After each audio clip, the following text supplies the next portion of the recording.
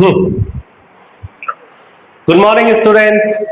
तो कंटिन्यू करते हैं। ओके, सो लास्ट क्लास में हमने देखा था, हमने बात की थी लास्ट क्लास में ऑपरेशन ऑन रियल नंबर्स में बात की थी। तो वहां मैंने कुछ एग्जांपल देके आपको ऑपरेशन से बताया था कि रियल नंबर्स के ऊपर हम ऑपरेशन कैसे करते हैं।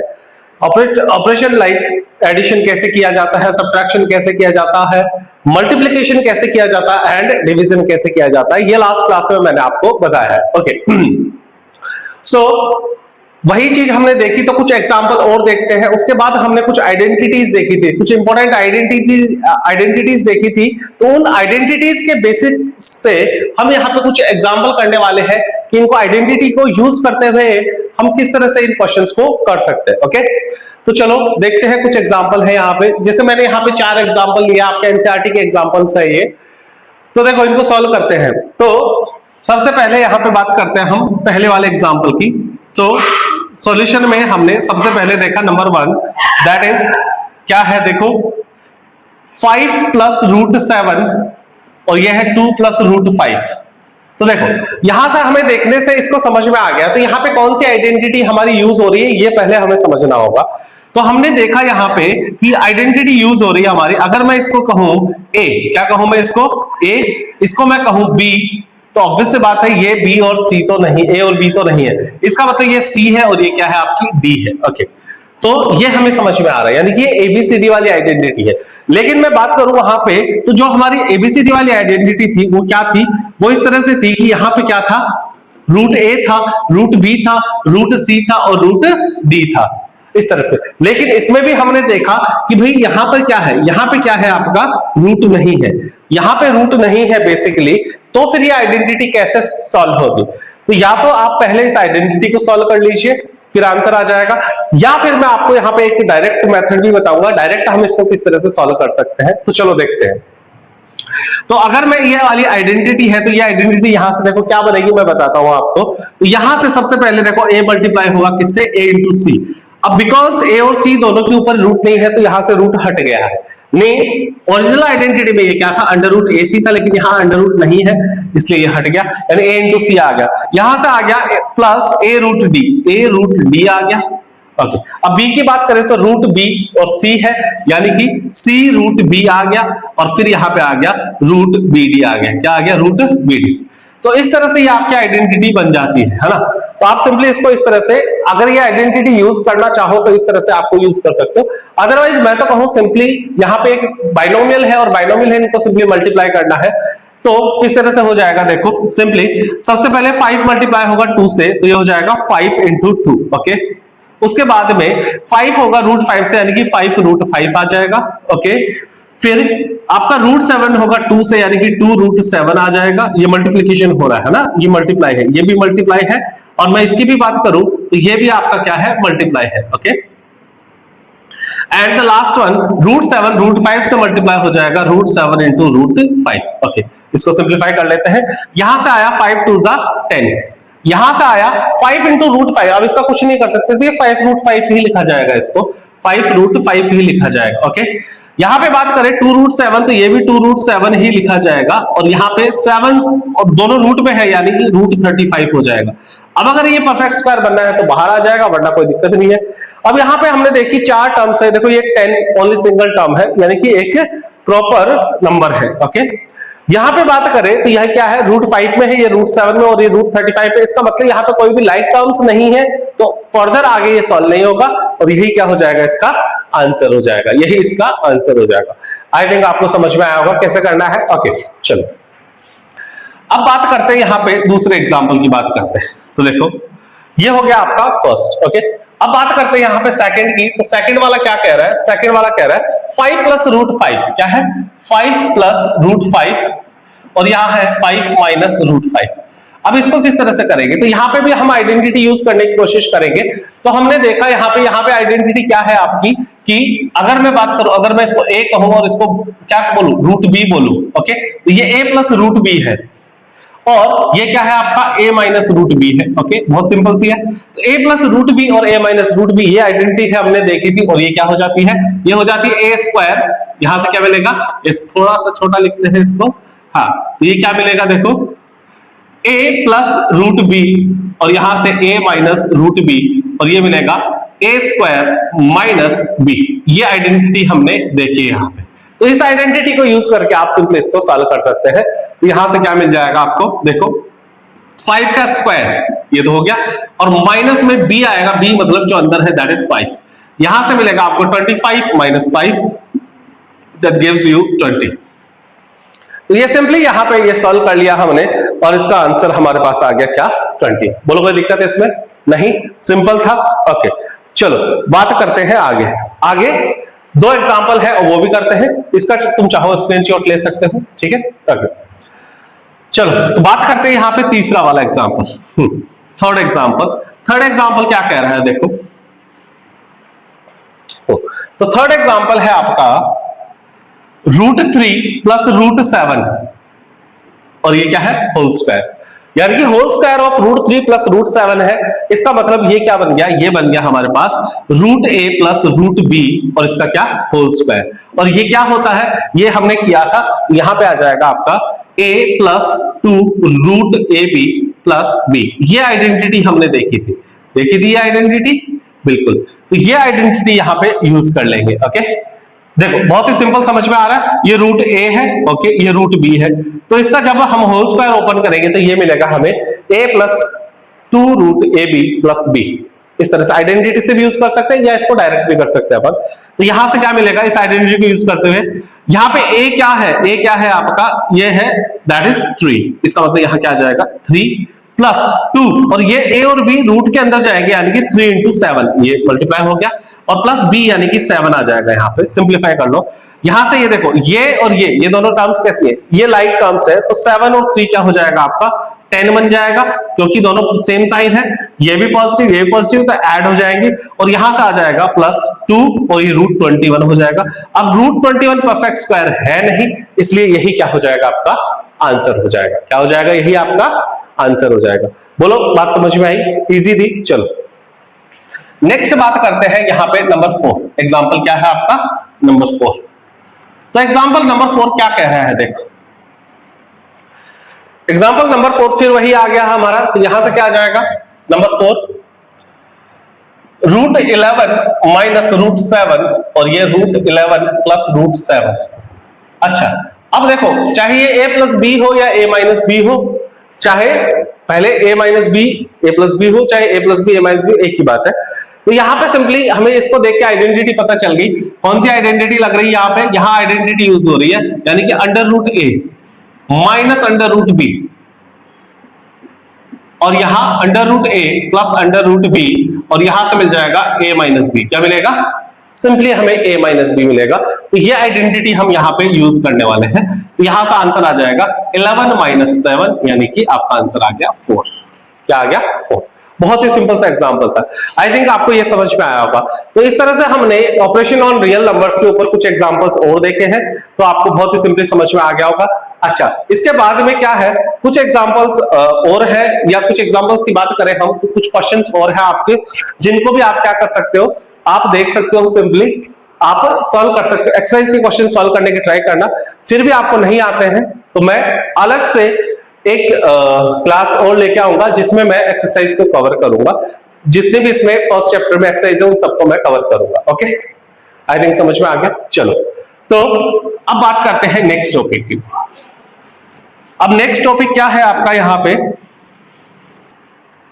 हाँ तो ठीक है बच्चों, तो हमने जैसे यहाँ पे देखा किस तरह से हम ऑपरेशन करते हैं रियल नंबर्स के ऊपर, ठीक है। चलो नेक्स्ट आगे बढ़ते हैं। तो आगे इसमें क्वेश्चन है आपका, नेक्स्ट है आपका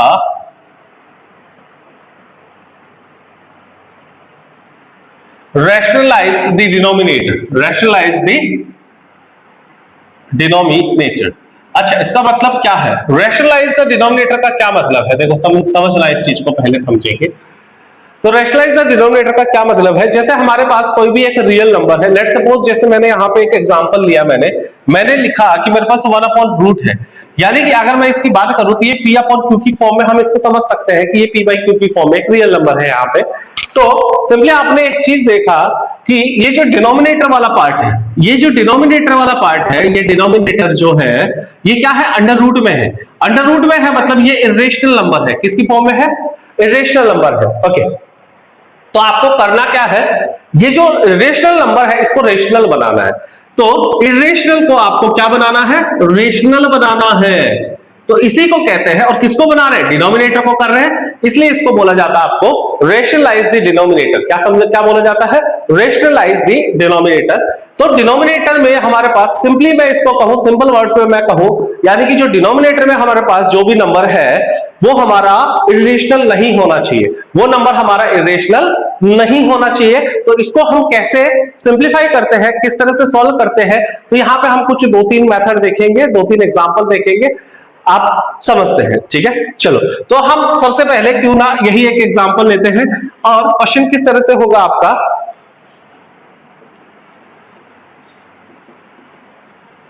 rationalize the denominator of 1/√2। Let's suppose यही एग्जांपल लेते हैं अपन, सिंपली एग्जांपल ये rationalize the denominator of 1/√2। Okay, ये क्वेश्चन हो गया हमारा। ठीक है, rationalize the denominator of 1/√2।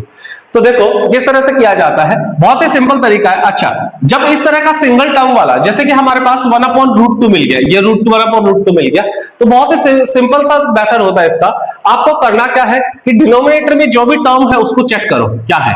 भाई यहां पे हमारे पास डिनोमिनेटर में टर्म है √2, अब इसका मुझे अगर रूट हटाना है, इसका मतलब रूट हटाने से ये क्या बनेगा, रेशनल बनेगा। तो उस केस में हमें रूट हटाने का मेरे पास एक ही तरीका है इसका, कि मैं इस √2 को मैं मल्टीप्लाई करा दूं किससे, √2 से। तो √2 और √2 क्या बन जाएगा, ये बन जाएगा √4, और 4 जो है परफेक्ट स्क्वायर होता है, अंडर रूट में आते ही क्या बन जाएगा, 2 आ जाएगा। कहने का मतलब ये है सिंपली कि यानी कि मुझे इस √2 को अगर इसका रूट हटाना है तो उसका यही तरीका है कि मैं सेम नंबर से इसको मल्टीप्लाई करवा दूं, तो वहां पे रूट और रूट स्क्वायर हो जाएगा और वो कैंसिल हो जाएगा। इस तरह से हम यहाँ पे ये परफॉर्म करेंगे। तो देखो किस तरह से होगा, तो आपको करना क्या है, बस ये दिमाग में यही होना चाहिए कि ये कैसे हट सकता है कोई भी आइडेंटिटी यूज करके। तो यहाँ पे √2 है, तो हमने क्या करवाया, मल्टीप्लाई कराया, multiply and divide, multiply and divide. अच्छा, डिवाइड क्यों करवा रहे हैं, देखो यहां पे एक्चुअली 1/√2 है आपका, ओके, और मैं यहां पे मल्टीप्लाई तो करवा रहा हूं √2 से, लेकिन मैथ्स है तो मैथ्स में कोई भी चीज इम्बैलेंस नहीं होनी चाहिए, अपन चेंज नहीं कर सकते अपनी मर्जी से। तो यहां अगर मैंने इसको इस पूरी टर्म को अगर डिवाइड करवाया है तो मैं यहां पे क्या करवाऊंगा, इसको मल्टीप्लाई भी करवाऊंगा। इससे क्या हो गया, ये √2 से √2 वापस कैंसिल, मतलब हमने वैल्यू चेंज नहीं की है एक्चुअली, इसका मतलब ये है। ओके, तो ये मल्टीप्लाई एंड डिवाइड करवाएंगे कहां पे, multiply and divide by √2 numerator and denominator, यानी कि न्यूमरेटर और डिनोमिनेटर दोनों को हमने मल्टीप्लाई कराया किससे, √2 से। अब इसको सिंप्लीफाई कर लेंगे तो यहां से क्या मिलेगा, देखो √2 × 1 किया तो ये √2 मिलेगा, और √2 क्या हो जाएगा, ये √4 हो जाएगा। और √4 के लिए आपको पता है कि √4 क्या होता है, तो ये √4 क्या होता है, यहां पे क्या जाएगा, ये √2 है और नीचे आ जाएगा जस्ट 2 आ जाएगा, क्या आ जाएगा, जस्ट 2। तो हमने यहां पे क्या देखा कि जो डिनोमिनेटर में जो अंडर रूट की वैल्यू थी वो अब हट गई है, अच्छा न्यूमरेटर में चली गई है, कोई दिक्कत नहीं है। न्यूमरेटर में आपकी अंडर रूट में कोई वैल्यू होगी तो कोई दिक्कत भी नहीं है। और हाँ, सबसे इंपॉर्टेंट चीज, इसकी वैल्यू भी चेंज नहीं हुई है एक्चुअल में। देखो अगर मैं इसको वापस वही बनाता हूं तो देखो क्या मिलेगा मुझे, ये ऊपर √2 है, 2 को मैं क्या लिख सकता हूं, इसको मैं लिख सकता हूं √2 × √2, वापस लिख सकता हूं, √2 से रूट कट जाएगा, क्या बचेगा, 1/√2 बचेगा। तो कहने का मतलब ये है मेरा कि यहाँ पे इसकी वैल्यू चेंज नहीं हुई है। तो इस तरह से हमें करना क्या था, हमें खाली यहाँ पे जो आपका डिनोमिनेटर था उसमें से हमें अंडर रूट को हटाना था, बस यही इसमें तरीका होता है। ओके, तो समझ में आया होगा, ठीक है, लिख लीजिए या इसको स्क्रीनशॉट ले लीजिए, ठीक है। नेक्स्ट एग्जांपल देखते हैं फिर उसके बाद। अब जैसे हमारे पास है, लेट्स सपोज यहाँ पे क्वेश्चन है और इसको थोड़ा चेंज करते हैं, और यहां पे लेट्स सपोज इस तरह का नंबर है 1/2 + √3, ये भी एक आपका एनसीईआरटी का एग्जांपल है। तो अगर 1/2 + √3 है तो इसको रैशनलाइज किस तरह से किया जाएगा, देखो तो अब यहां पे भी हम सेम वही चीज करेंगे। हमें क्या करना है, हमें डिनोमिनेटर को हटाना है बस। तो डिनोमिनेटर के लिए हमने क्या किया, सबसे पहले क्वेश्चन लिखा 1/2 + √3, ओके ये लिख दिया। अब देखो अब वही चीज समझो कि यहां से मुझे इस रूट को हटाना है। तो अब अगर यहां पे देखो 2 + √3 है, अब मैं कहूं तुमसे कि इसको मल्टीप्लाई कर दो √3 से, अगर वही जो पिछली वाली ट्रिक हमने यूज करी वही अगर हम यहां पे करते हैं तो यहां से क्या होगा, ये √3 और √3 तो क्या बन जाएगा, √9 बन जाएगा, मतलब इसका तो हट जाएगा, लेकिन ये √3 इससे मल्टीप्लाई होगा यानी ये वापस 2√3 हो जाएगा। इसका मतलब ये वाली चीज यहां पे काम नहीं आने वाली है, ये वाली ट्रिक यहां काम नहीं आएगी। तो क्या करें, तो फिर क्या करें, तो हमारे पास देखो एक आइडेंटिटी है, एक आइडेंटिटी और है, वो क्या है कि अगर हमारे पास यहां पे मैं कहूं कि अगर a प्लस बी है और इसको मैं मल्टीप्लाई कर दूं a माइनस बी से, तो वो क्या मिलेगा मुझे, a square minus B square मिलेगा, यानी कि a और b दोनों की टर्म्स क्या हो जाएंगे, आपके स्क्वायर हो जाएंगे। और स्क्वायर होते ही अगर यहां पे ये टर्म्स स्क्वायर हो जाती है, इसका मतलब स्क्वायर और अंडर रूट कैंसिल आउट हो जाएंगे। तो दोनों ही टर्म्स में से अगर पहली बात तो दूसरी टर्म में है ही नहीं, बट फिर भी अगर है भी तो दोनों टर्म से ये क्या हो जाएगा, कैंसिल आउट हो जाएगा। इसका मतलब क्या हुआ, इसका मतलब ये हुआ कि यहां पे जो भी टर्म है, पहली जो हमारी टर्म हमारे पास है, अगर ये पॉजिटिव है तो इसके लिए ऑपोजिट साइन वाला यानी कि माइनस वाला, और अगर यही टर्म हमारी माइनस की है इधर, तो इसके लिए हमें क्या लेना है, पॉजिटिव वाला यानी कि इसके अपोजिट साइन वाला जो है सेम टर्म लेनी है और उसको मल्टीप्लाई डिवाइड करवाना है जैसे पहले करवाया था। बात समझ में आई? देखो एक बात कैसे करना है मैं यहां समझाता हूं। तो देखो क्या हुआ, ये था आपका, तो 1/2 प्लस √3 ये आ गया। मैंने क्या कहा, आपको मल्टीप्लाई करवाना है यहां से, ये 2 प्लस √3 है तो यहां 2 माइनस √3 से आपको मल्टीप्लाई करवाना है इसका। इस टर्म को करवाए ये तो कैंसिल आउट हो जाएगी, लेकिन ये की एक टर्म हमें वापस माइनस ऊपर भी लिखना पड़ेगा। बोलो सिंपल सी बात है, समझ में आया? अब यहां पे देखो ये क्या बन गया, ये बन गया आपका a प्लस बी और ये बन गया a माइनस बी, और ये क्या होता है, ये होता है a square minus B square. Simple सी बात है।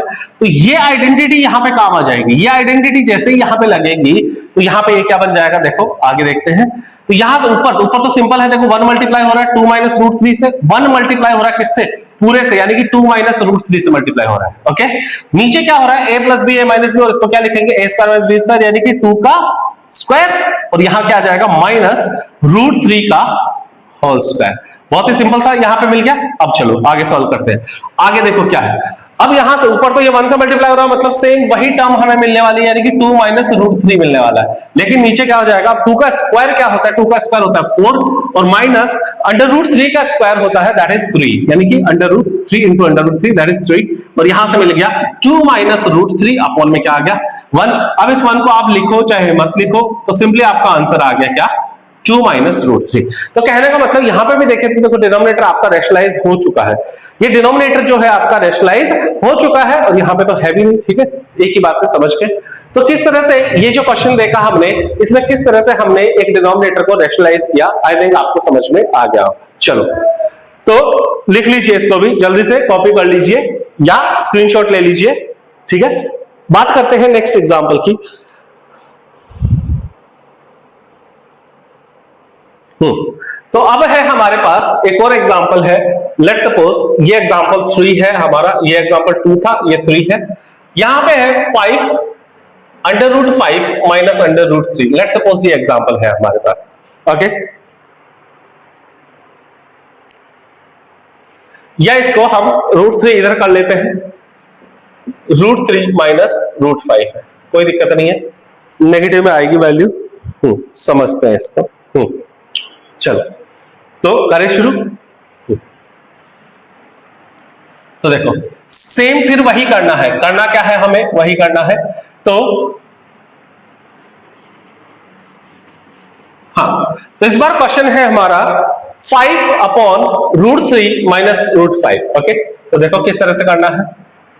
क्वेश्चन लिखा 5/√3 माइनस √5। ओके, चलो सबसे पहले क्या करना है, जो भी साइन है, अगर यहां माइनस का है तो इसका अपोजिट साइन वाला, यानी कि 5/√3 माइनस √5 है, इसको मल्टीप्लाई करना है किससे, √3 प्लस √5 से। ये देखो यहां माइनस है तो यहां पे अपोजिट साइन लेना है, यानी कि माइनस है तो प्लस का, प्लस है तो माइनस का। अब जो नीचे क्या है वही वो सेम टर्म ऊपर लिखनी है आपको। चलो सिंप्लीफाई करो, यहां से क्या मिला, अब ये 5 मल्टीप्लाई होगा। देखो पिछली बार तो यहां पे 1 था, इसलिए हमने उसको जाने दिया था, मतलब 1 से मल्टीप्लाई करने पर वही सेम टर्म मिल जाती है, लेकिन इस बार 1 नहीं है, इस बार क्या है, यहाँ पे 5 है, तो कुछ अलग टर्म आने वाली है। लेकिन यहाँ पे क्या हुआ, देखो वही a माइनस बी और a प्लस बी, और a minus b a plus b क्या होता है, a square minus B square. तो यहां से आ गया √3 whole square minus √5 whole square. Okay चलो यहां से आगे देखो, अब इसको देखो मल्टीप्लाई करना होगा हमें, तो ये जो 5 है मल्टीप्लाई होगा, 5 मल्टीप्लाई हुआ √3 से, तो यह आ गया 5√3। ओके, और फिर आगे नेक्स्ट √5 से होगा प्लस प्लस प्लस, और ये 5√5 यानी यहां आ गया 5√5। अच्छा, इस तरह से भी कर सकते हैं इसको मल्टीप्लाई, या मैं तो कहूं आप इसको सिंपली ऐसे ही रख लो, यहाँ पे 5 रहेगा और ये हो जाएगा आपका √3 + √5। कोई दिक्कत इसमें नहीं। अपॉन में देखो, ये है आपका √3 का स्क्वायर, मतलब यहाँ 3 आ जाएगा और यहाँ √5 यानी कि माइनस का 5 आ जाएगा। चलो आगे देखते हैं। अब यहां से क्या मिला, यहां से सॉल्व किया तो यहां से आ गया 5, और ये है हमारे पास √3 + √5, ये वाले ऊपर वाले टर्म मिल गए। नीचे क्या हुआ देखो, 3 - 5 करेंगे। अच्छा, अब ध्यान रखना इसमें थोड़ा सा ध्यान रखना है, 5 - 3 नहीं है, 3 - 5 है। इसका मतलब आंसर तो 2 ही आने वाला है, लेकिन कैसा, नेगेटिव में। नेगेटिव में आंसर 2 आएगा आपका, -2। चलो अब इसको लिखने का तरीका बस हो गया, कोई दिक्कत नहीं है, माइनस होना कोई दिक्कत नहीं है, लेकिन रैशनलाइज हो चुका है, यानी कि -2 तो हमारा रैशनल नंबर ही है। अब इसको लिखने का एक तरीका और है भाई, इन दोनों को साथ में लिख दो, तो ये प्लस माइनस -5/2 इस तरह से लिख सकते हैं, और ये वाली जो टर्म है यहां आ जाएगी √3 + √5। ठीक है, तो ये इस तरह से हमने क्या किया देखो, रैशनलाइज कर दिया किसको, न्यूमरेटर को, सॉरी डिनोमिनेटर को, तो इसको कहते हैं रैशनलाइज द डिनोमिनेटर। ओके, समझ में आया? आई थिंक ये एग्जांपल भी आपको समझ में आया। चलो, तो इस तरह से हम किसी भी नंबर है तो उसको रैशनलाइज कर सकते हैं। एक और एग्जांपल है, वो देख लीजिए।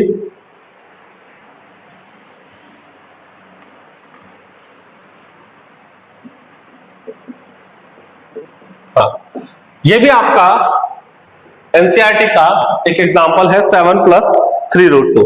तो देखो बहुत ही सिंपली इसको भी सॉल्व करते हैं हम। देखो अब यहां पे भी हमें समझ में आ रहा है, क्या समझ में आ रहा है देखो भाई, हाँ इस बार ऊपर कुछ भी नहीं है, तो ये देखो ये हमारा 1/7 + 3√2 है। ओके, इसको मल्टीप्लाई करवाना है किससे, 7, अब यहां प्लस है तो 7 - 3√2 से मल्टीप्लाई करवाना है। ओके, 7 - 3√2 से ये मल्टीप्लाई हो गया। यहां 1 है तो वो तो सेम ही काम आ जाएगी, यानी कि यहाँ पे 7 - 3√2 ही मिलने वाला है हमें। ओके, लेकिन नीचे क्या है, वही a + b का होल स्क्वायर, यानी a² - b², यहां आ जाएगा 7 का होल स्क्वायर -3√2 का होल स्क्वायर। अच्छा, अब यहाँ पे थोड़ा सा ध्यान देना है, इसलिए मैंने ये एग्जांपल लिया है। देखो यहाँ पे क्या है, थोड़ा सा ये जो मल्टीप्लाई है इसको थोड़ा सा देखना है कैसे करना है। अब यहाँ देखो ऊपर तो यही चलता रहेगा, 7 - 3√2 ही चलता रहेगा, लेकिन नीचे क्या होगा देखो, 7 का स्क्वायर यानी कि 49, 7 × 7 = 49। अब इसका मल्टीप्लिकेशन कैसे करते हैं, देखो मैं यहां वापस लिखता हूं, 3√2 है और उसका होल स्क्वायर है, इसका मल्टीप्लाई करना है। इसका मतलब क्या हुआ, इसका मतलब हुआ कि 3√2 को मल्टीप्लाई करना है वापस 3√2 से। अच्छा, अब यहां पे मैं बात करूं तो देखो इसका मल्टीप्लिकेशन पहले पता है, तो 3 3 से क्या होगा 9, और √2 क्या होगा 2, लेकिन बीच में क्या साइन रहेगा, मल्टीप्लाई का, यानी कि यहां पे आएगा 9 × 2। ओके, 9 × 2 इसका मतलब ये मिल गया हमें 7 - 3√2। क्या मिल गया यहां से, देखो उधर लिखते हैं। हाँ, तो यहां से मिल गया हमें, क्या मिल गया, 7 - 3√2 अपॉन में आ गया 49, और -9 × 2 = 18 होता है, और ये इसमें से माइनस होगा, तो 7 - 3√2, और 49 में से 18 गए, ये बच गया आपके 29। कितने बच गए, 31। हाँ 31, ये बच गए 31। So this is your answer, ये हो गया आपका आंसर। कोई दिक्कत इसमें? तो ये हो गया आपका रैशनलाइज द डिनोमिनेटर वाला पार्ट। ओके, ठीक है। तो इसके बाद आपका बचा है एक टॉपिक और बचा है इसमें, दैट इज एक्सपोनेंट वाला, एक्सपोनेंट एंड उसके कुछ रूल्स हैं। ठीक है, तो उसके बारे में बात करते हैं हम नेक्स्ट क्लास में। ओके, चलो, थैंक यू।